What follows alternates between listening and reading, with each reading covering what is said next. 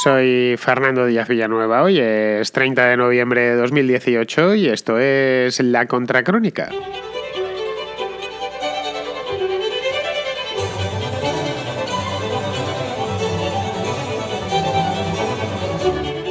Empieza hoy en Buenos Aires la cumbre del G20. Es una cumbre importantísima, estas se celebran solo una al año y la verdad es que cada vez que los 20 países más grandes del mundo se juntan, y no es ya que se junten los países en sí, que los países suelen estar juntos de manera natural cuando los políticos no intervienen, sino que se juntan precisamente los políticos, es decir, los presidentes y demás. La prensa argentina ayer era un auténtico poema poderla ver, cómo iban aterrizando uno tras otro en el aeropuerto de Buenos Aires, iban bajándose de los aviones. Bien, esta es una cumbre en la que se tratarán varios temas de alcance global, que para algo sirven estas cumbres. Realmente no sirven para gran cosa como casi ninguna cumbre, pero como van presidentes tan importantes, tipo el de Estados Unidos, pues sí crean mucho hype, que se llama mucho ruido, y además algunas veces han salido algunos acuerdos, eso sí, de alcance global. Bien, se tratarán temas como el cambio climático, como la brecha entre los países desarrollados y los subdesarrollados, la inversión en infraestructuras, en fin, un montón de cosas. Me estaba leyendo el briefing este que dan para de las cumbres y la verdad es que todo es mucho parloteo y mucho bla, bla, bla. Pero bueno, de todos los temas que se van a tratar, el más importante de ellos va a ser, es decir, que el resto van a ser puros asuntos menores, el más importante de ellos va a ser la disputa comercial entre China y Estados Unidos. Y aparte de eso también supongo que hablarán de los tambores de crisis que se oyen lejanos en el horizonte. ¿Esto por qué? Lo de los tambores de crisis habrá tiempo de explicarlo, pero de la disputa comercial entre Estados Unidos y China, pues la verdad es que hay poco que explicar porque todos la conocemos. Se van a ver las caras por primera vez en mucho tiempo Donald Trump y Xi Jinping y además en un momento especialmente particular y delicado, después de un año en el que la temperatura entre las dos principales economías del planeta ha subido bastantes grados. En Buenos Aires puede parecerse un buen acuerdo o puede consumarse la ruptura. En fin, de ellos depende.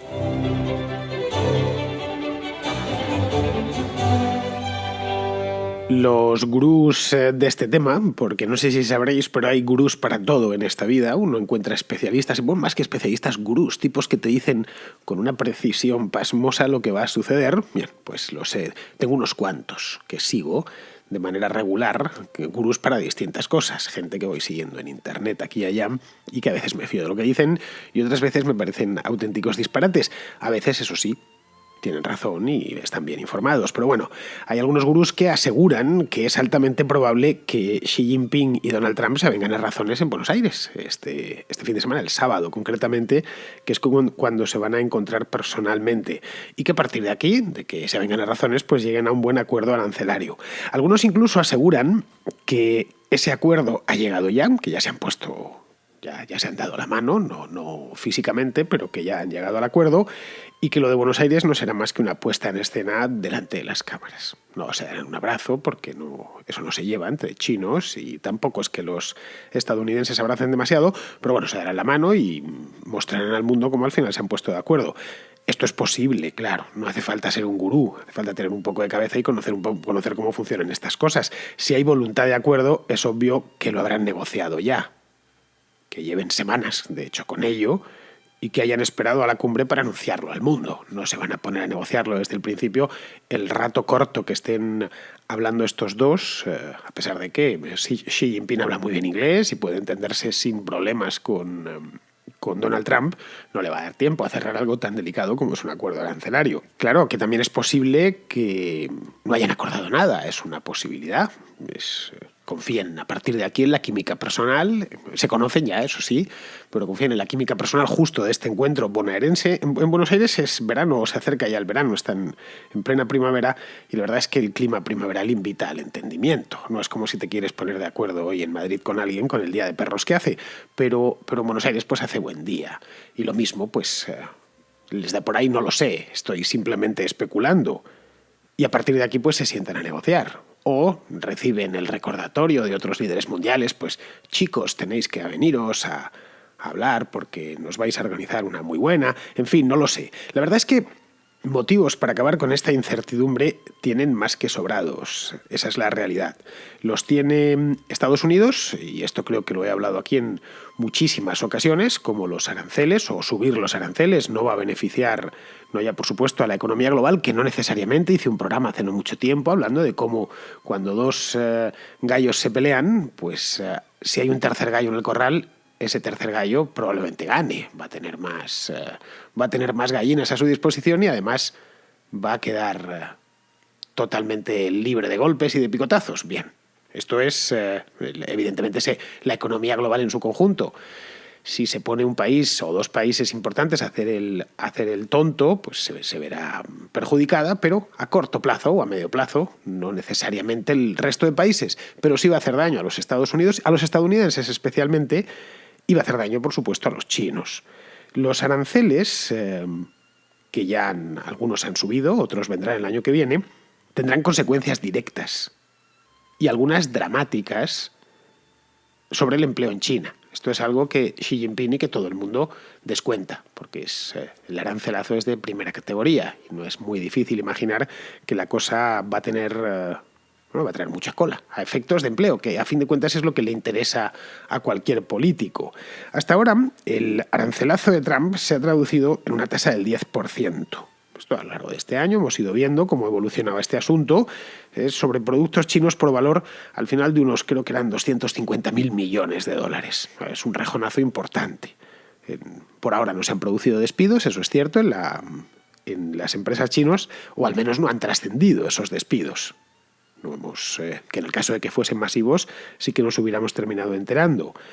Pero en enero del próximo año, es decir, dentro de un mes, porque estamos a 30 de noviembre, esa tasa aumentará hasta el 25% y Trump ha advertido que no se detendrá ahí, que seguirá encareciendo las importaciones chinas si Pekín no hace una serie de reformas. No va por el camino que no voy a decir que él exige, pero sí al menos que él le ha pedido. Esto te lo hago a modo de castigo porque te he solicitado una serie de reformas que tienes que hacer, reformas internas, reformas también monetarias, por ejemplo, dejar de alterar el precio del yuan. Y si sigues por ese camino, yo te voy a seguir encareciendo las importaciones, las exportaciones, mejor dicho, y con eso encarece las importaciones y los que lo pagan al final van a ser los estadounidenses. Pero bueno, en el corto plazo la herramienta de presión la tiene Donald Trump. Además, la tanda de aranceles de enero irá dirigida a una gama de productos de bajo valor añadido. Podríamos denominarla la juguetería, es decir, el plastiqueo, la cosa barata, que es una industria, la de la cosa barata, que ya digo, no tiene mucho valor, pero es muy intensiva en factor trabajo, por lo que tendría un efecto literalmente devastador sobre la economía china de llevarse a término. En fin, como vemos, la guerra comercial tendría efectos negativos para ambas economías, pero para la estadounidense sería a largo plazo. Es decir, la economía norteamericana lo empezaría a notar dentro de 2-3 años, mientras que para la China sería algo de mañana mismo, mañana por la tarde. Lo notaría los próximos meses. Empezaría a notarlo porque empezarían a despedir gente, las fábricas, y esos chinos se quedarían en el paro. De tal manera que si no llegan a un acuerdo, que es una posibilidad, no lo olvidemos, es posible que Trump se enroque o que Xi Jinping se enroque y diga que no está dispuesto a aceptar esas condiciones, muchos fabricantes extranjeros que actualmente ensamblan sus productos en China, todo tipo de productos, desde motocicletas hasta teléfonos móviles, probablemente el teléfono móvil que tenéis ahora mismo en el bolsillo, encima de la mesa, está hecho en China, casi con toda seguridad. Bueno, pues todos esos fabricantes, muchos de ellos de origen occidental, que no son chinos, pero que exportan en buena medida a los Estados Unidos, se plantearían trasladar su producción a otros países, también de bajo coste. Podría ser Vietnam, está debajo de China, o la propia India. De manera que Donald Trump tiene en su mano ocasionar un roto de dimensiones considerables a la economía china. Un roto más grande de lo que nos imaginamos y, desde luego, de lo que desearía Xi Jinping y en general el gobierno chino. Solo bastaría con que se negase a negociar nada, con que reciba el próximo sábado, es decir, mañana, reciba a Xi Jinping con frialdad y se limite a una cuestión puramente protocolaria, para que a partir del año que viene los chinos empezasen a pasarlo mal. Muchos chinos que más no tienen nada que ver con esto, y eso es la gente que trabaja en estas empresas, en estas factorías. Eso sí, haría también daño a su propia economía, por muchas razones, ya digo, porque a fin de cuentas quien consume esos productos de fabricación barata, suelen ser los estadounidenses de clase trabajadora. Los millonarios pues no compran cosas hechas en China, por lo general. Pueden permitirse productos de lujo, y en el caso de que esas cosas hechas en China las fabricasen en Oregón, pues también se las podrían permitir. Es decir, si quieren comprarse un teléfono que hecho en China costaría $1.000, pues hecho en Oregón lo mismo, costaba 4.000. Pero también un millonario podría hacerlo, cosa que un trabajador, pues evidentemente no se lo podría permitir. Luego hay otra cosa, hay muchas empresas del S&P 500, es decir, de las principales empresas estadounidenses, que fabrican en China, por lo que en cierto modo Trump estaría utilizando a muchos de sus fabricantes, de sus propias compañías, como rehenes de su propia política. Nada por lo demás a todo esto que Trump no haya prometido. Es decir, en este aspecto está de nuevo cumpliendo al pie de la letra su programa electoral, si queremos llamarlo así, sus promesas de campaña. En aquel entonces, hace ya 2 años, señaló a las empresas, o a muchas empresas americanas, por fabricar en China. Decía que se estaban llevando el empleo de Estados Unidos y que fabricaban allí porque era más barato, y que importaban productos pero fabricaban paro en casa. Lo repitió muchas veces con gran alboroto por parte sobre todo de ciertas zonas de Estados Unidos donde daba mítines. A muchas, de hecho, les ha pedido que se trasladen de vuelta a Estados Unidos.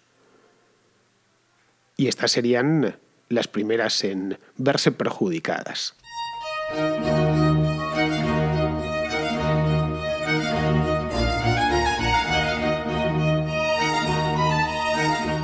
En el caso de que esto sucediese, estamos poniéndonos en el escenario de que no se llegase a acuerdo alguno en Buenos Aires. Bien,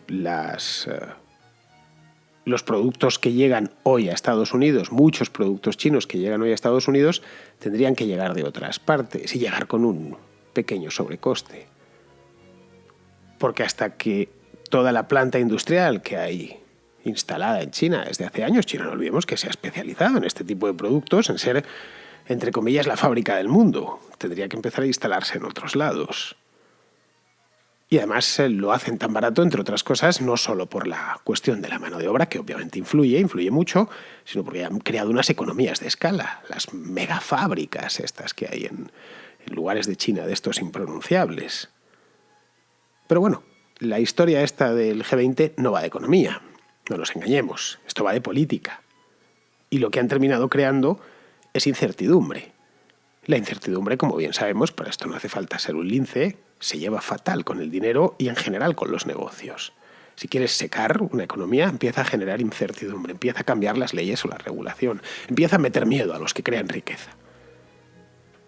En cierto modo, el capitalismo o un sistema de libre mercado es como la gallina de los huevos de oro, funciona solo, va dejándote todos los días un huevo de oro, pero si a la gallina le metes miedo o la asustas, le haces pasar frío, no sabe muy bien lo que va a pasar con ella, la gallina deja de poner huevos. O te pone, en lugar de 1 al día, te pone 1 al mes. Es decir, nadie invierte si sospecha que puede perderlo. Y esto es lo que se ha creado en torno a toda esta historia. Luego parece obvio que no solo les interesa llegar a un acuerdo, y a ser posible a un buen acuerdo, sino sobre todo cumplirlo. Una cosa es, las palabras se las lleva el viento. Y lo digo con conocimiento de causa. En mayo del año 2017, hace año y medio, hice creo que un programa en aquel entonces sobre esta historia. Trump y Xi Jinping se reunieron en Mar-a-Lago, que es esta residencia que tiene, residencia privada, por cierto, no es del gobierno federal, que tiene Donald Trump en Florida y se reunieron allí. Fue además de las primeras grandes reuniones con líderes internacionales que tuvo Trump como presidente. Se vieron además en fin de semana en una residencia, ya digo, privada, y llegaron a un acuerdo para que China abriese su mercado a la carne de res estadounidense. Estados Unidos, un país grande, con buenas praderas, su carne vacuna es famosa en todo el mundo, no llega al nivel, obviamente, de la uruguaya ni de la argentina, pero pues aún así es buena y demandada, y además producen muchísima porque tienen espacio. Pero esa carne no podía entrar en China. El mercado chino, como os podéis imaginar, pues es gigantesco. Y además, un mercado gigantesco en el que cada vez se come más carne. Los chinos, que llevaban 3 generaciones sin probar la carne, pues ahora parece que no comen otra cosa. Es el país más carnívoro del planeta. Comen mucho cerdo, esto ya lo sabemos, pero es que también ternera. Solo el mercado de vacuno en China se estima en unos 2.500 millones de dólares al año, que se vende en carne de ternera. Caray, es lógico que un productor de carne de res, como es Estados Unidos, pues quiera entrar en ese mercado. Y de ahí que Trump se lo solicitase, Xi Jinping le dijo que sí, que no habría problema y que daría las órdenes pertinentes para que pudiesen los exportadores americanos de carne de res entrar en el mercado chino. ¿Y qué ha pasado? Es decir, ¿honró Xi Jinping su promesa? Pues no lo hizo. 1 año y medio después sigue sin poder entrar el vacuno estadounidense en China. Algo similar ocurre con otras promesas que hizo en Mar-a-Lago. Léase el caso del gas natural licuado o las agencias de calificación crediticia americanas, que hoy por hoy no pueden operar en China. Por lo tanto, si llegan a un acuerdo, que es deseable, ya digo, lo que habría que preguntarse es si los chinos honrarán esta vez sus promesas o las dejarán correr, para ganar tiempo Dios sabe qué. En este punto, Xi Jinping no tiene demasiado margen de maniobra, no lo olvidemos. La bolsa de Shanghái, digo margen de maniobra económico, que es que el país pues sigue yendo bien, pero ya no va tan bien como en otros tiempos más felices. La bolsa de Shanghái, esto es un dato que es sobrecogedor, se ha contraído un 25% en lo que va de año. Y esto es solo un indicador, un síntoma de que hay algo en el organismo económico chino que no termina de funcionar especialmente bien. La montaña de deuda que han levantado, especialmente desde el año 2008, cuando el mercado internacional se les gripó, se les puede terminar viniendo encima. Estos son plenamente conscientes. Y todos sabemos cómo terminan los hiperendeudamientos y las burbujas. En China, por ejemplo, hay una burbuja inmobiliaria de categoría mundial. Deja la burbuja inmobiliaria de Estados Unidos o de España hace 15 años en la nada, en algo de juguete. Habréis visto imágenes y fotografías de ciudades nuevas levantadas de la nada en mitad de una estepa, con unos edificios de 15, de 18 plantas, uno al lado del otro. Y en el pie de foto pone todas las viviendas están vacías, no han conseguido vender ninguna. La vivienda crece muy poquito, el precio de la vivienda dentro de China. Leí el otro día que en el 1% aproximadamente está de incremento anual. Bueno, pues todo esto sabemos a la perfección cómo terminan. Esto sucedió en Japón allá por el año 1990, sucedió en Estados Unidos, sucedió en España también, y evidentemente podría suceder en China. En un país que no deja de ser una tenebrosa dictadura, y eso es lo que es China por dentro, desde el punto de vista político, por más que a muchos les deslumbre la parte económica. Bueno, yo creo que a todos nos deslumbra, obviamente, la parte económica de China, especialmente si echamos un vistazo a de dónde vienen, que es del hambre más absoluta que padecían los chinos entre los años 60 y 70, y lo que han crecido en los últimos 20 años. Claro, evidentemente eso han conseguido crear clase media a pasos agigantados. Es la mayor fabricación. La historia de China es la mayor fabricación de clase media de toda la historia de la humanidad. Pero quitando eso, dejando eso a un lado, el hecho es que políticamente el país es una dictadura. La dictadura con todos sus avíos negativos. Entre ellos, la transparencia, que es completamente nula. Uno de los problemas de hacer negocios en China, en la China popular, es ese, que no es un régimen transparente, hay una corrupción elefantiásica, una cosa fuera de lo común. Es necesario tener contactos políticos para todo. No existe tampoco rendición de cuentas. Es decir, un político que ocasiona un destrozo gigantesco no le van a sentar delante de un juez.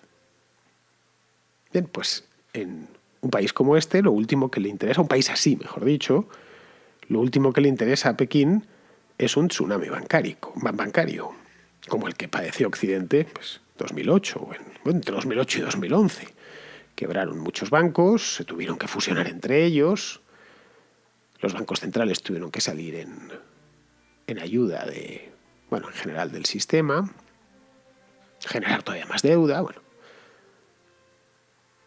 Las crisis bancarias son horrorosas. Claro, visto así, a quien le urge acabar con esto cuanto antes es a Xi Jinping. Esa es la verdad.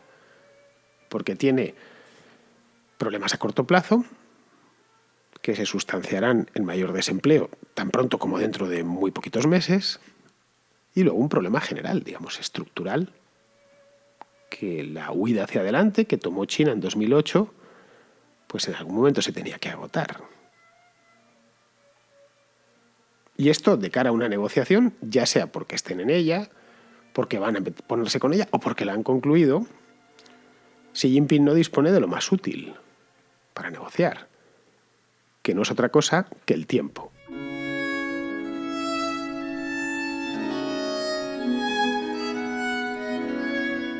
Vamos con las llamaditas de los oyentes, que como bien sabéis tengo muchas y tengo que ir dándoles salida porque sois plenamente conscientes de que no me gusta dejar ninguna sin emitir. De hecho, hasta el día presente creo que las he pasado todas, a no ser que se me haya perdido alguna, que eso también es posible porque soy humano. Bien, vamos a empezar, tengo varias, pero vamos a empezar con una de Lucas. Lucas tiene una pregunta que no es para mí directamente, sino es para Javier, y esto es a cuenta del comentario que hizo Javier ayer, en la contra de ayer, sobre China.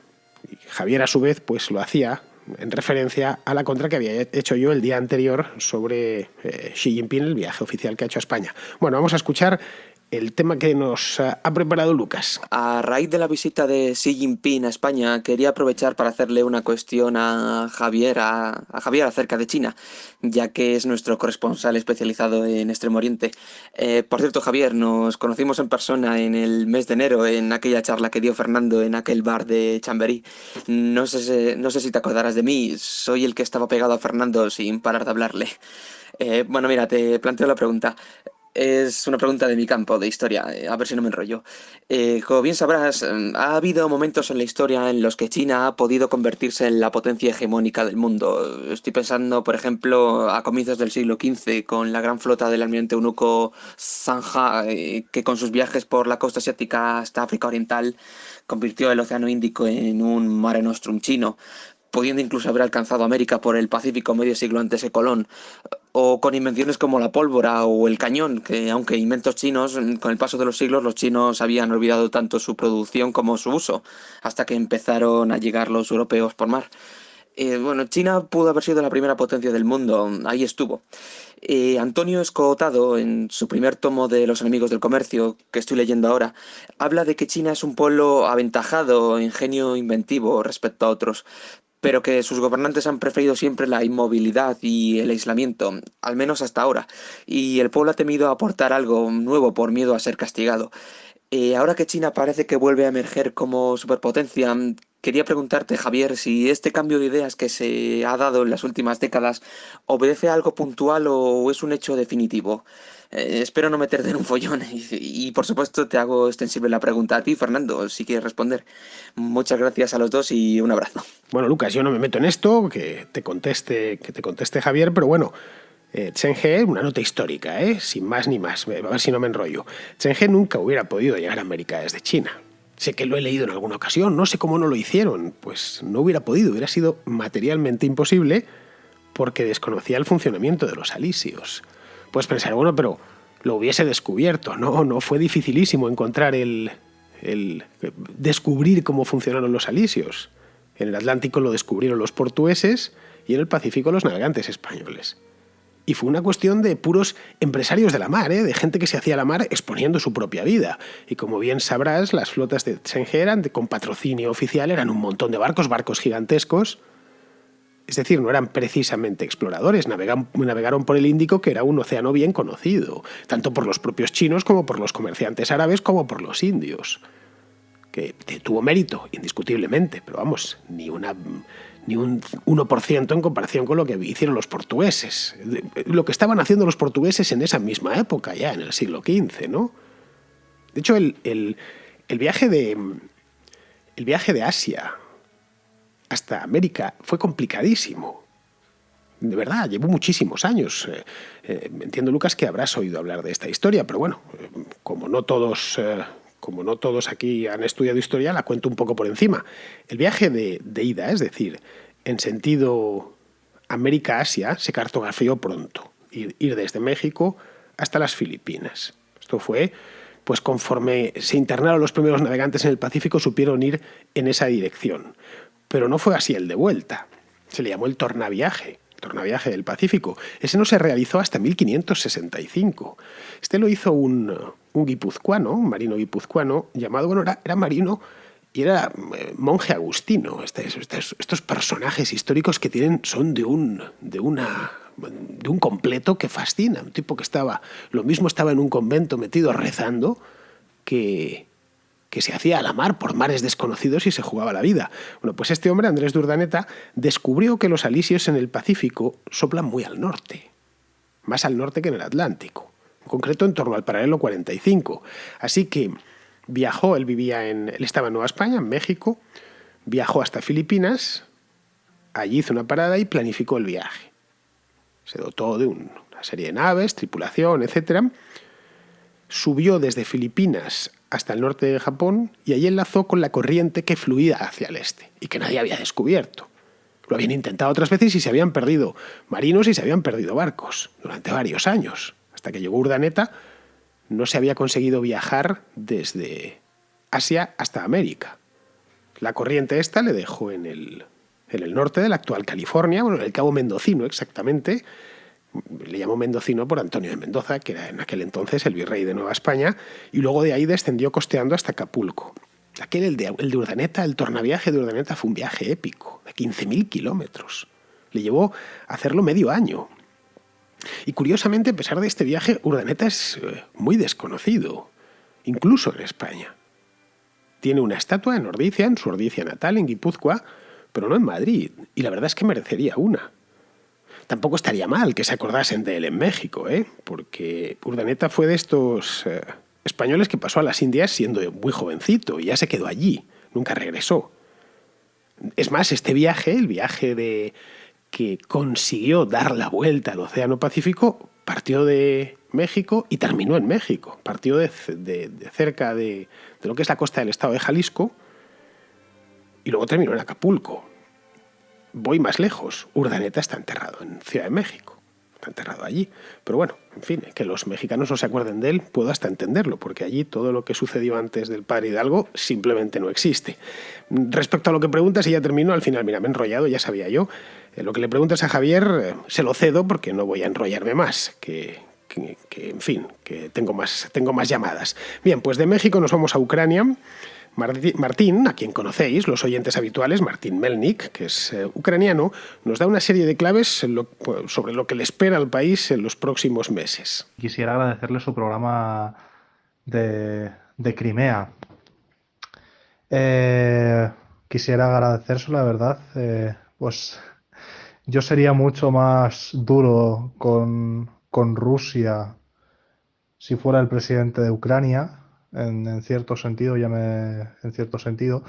Pero aparte de eso, la pregunta que hizo sobre el peinado de Yulia Tymoshenko, que en Ucrania la llamamos Yulichka, en ucraniano son simples trenzas y se llaman kozy. Y luego después yo le recomendaría que siguiese y hablase en la contracrónica, si es que los oyentes quieren, de las elecciones de Ucrania este marzo, porque no se presentan Yulia Tymoshenko y Petro Poroshenko solo como candidatos.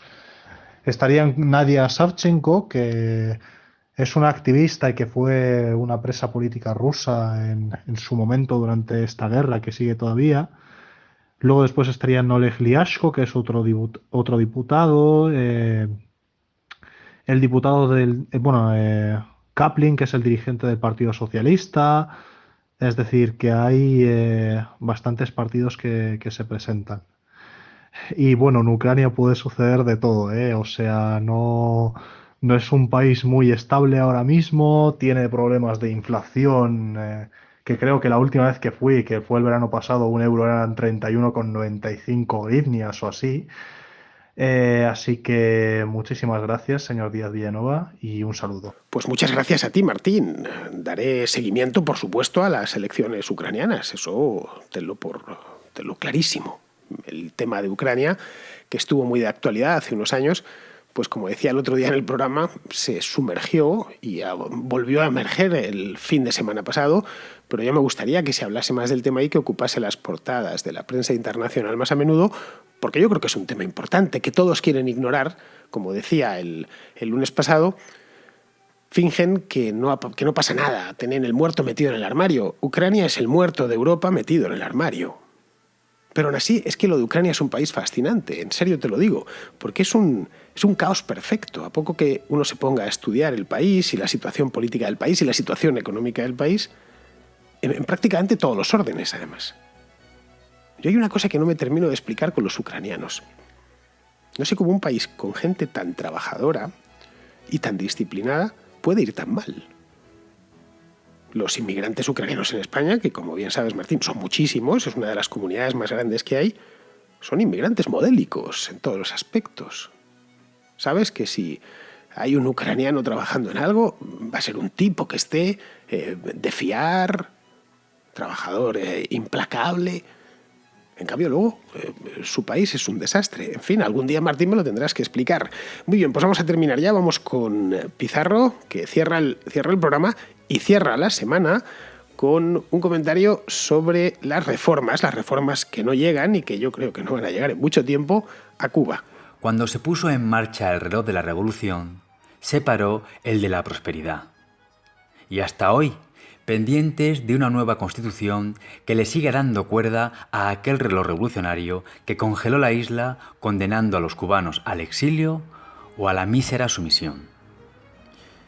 Y el reloj sigue marcando las horas y las décadas, gracias a que el mayor logro de la revolución ha sido convencer a la mayoría de los cubanos de que otra Cuba es posible, pero no merece la pena la somanta de palos que se reciben al pedirla.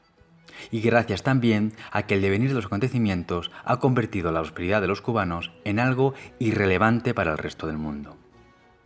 Así que los cubanos son los presos perfectos, embarrados en el presente, mirando hacia el pasado, desesperanzados del futuro y olvidados del mundo. Y los carceleros reformando el reglamento. Conmiseración desde España. Un cordial saludo de Pizarro. Muy bien, queridos amigos, pues con esto ponemos la guinda final, como siempre hacemos con Pizarro. Mañana tenemos contraportada. La semana pasada hice contraplano cuando tocaba contraportada, pero es que no sé qué me pasa últimamente. Ya van 2 semanas en los que me equivoco, pero bueno, lo mismo da que me da lo mismo. Tanto monta tanto. Contraportada como contraplano, mira, casi rima. Bien, mañana tenemos libros, así que ya sabéis, si os gusta leer y os gusta la literatura y estas cosas, no dudéis en pasaros por aquí, por la Contracrónica. Hasta mañana, amigos.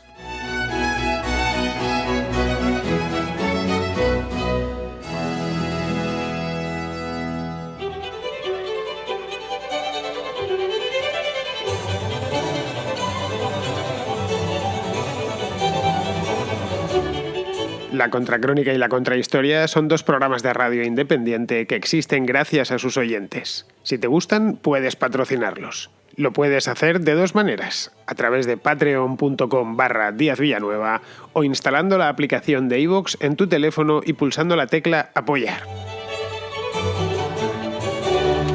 Solo por ser patrono podrás escuchar El Contrapunto, un programa musical distinto a todos los demás. Pero, sobre todo, hazte patrón para que la Contracrónica y la Contrahistoria se sigan emitiendo por los siglos de los siglos. Amén.